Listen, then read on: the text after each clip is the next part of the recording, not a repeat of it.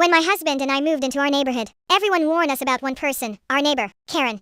And yes, that was actually her name at first. I thought people were exaggerating. They weren't.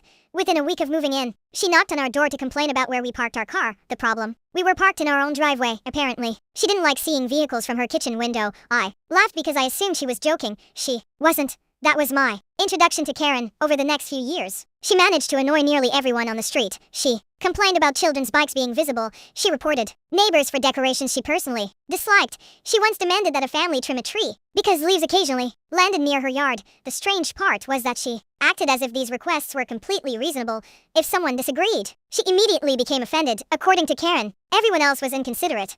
She was the victim, always.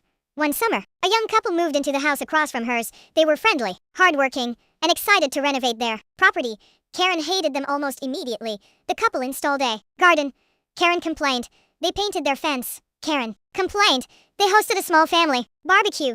Karen complained at some point. It became obvious that she simply couldn't tolerate people doing things she hadn't approved. The situation reached a breaking point when the couple decided to build a backyard patio. They followed every local regulation and obtained all required permits. Karen was furious. She contacted the city repeatedly trying to stop the project. Inspectors visited. Everything was compliant.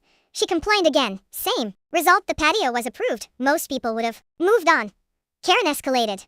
She started harassing contractors, taking photos of workers, and filing complaint after complaint. Eventually, city officials became familiar with her name. Not in a good way. Then karma arrived in the most unexpected way. During one of her many complaints, officials reviewed her property records more carefully than usual. That's when they discovered something.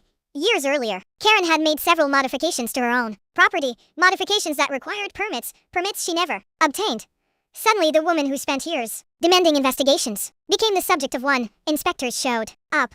Violations were documented. Fines followed. Then more fines. Several expensive corrections were required before the issues could be resolved. The irony was unbelievable.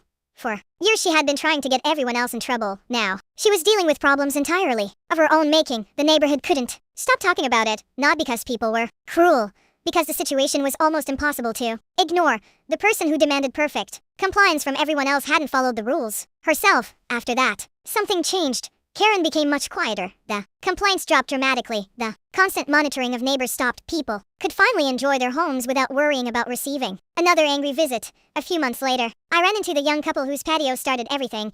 They laughed and said they never intended to cause problems. They just wanted a place to drink coffee in their backyard. Funny enough, they got exactly that.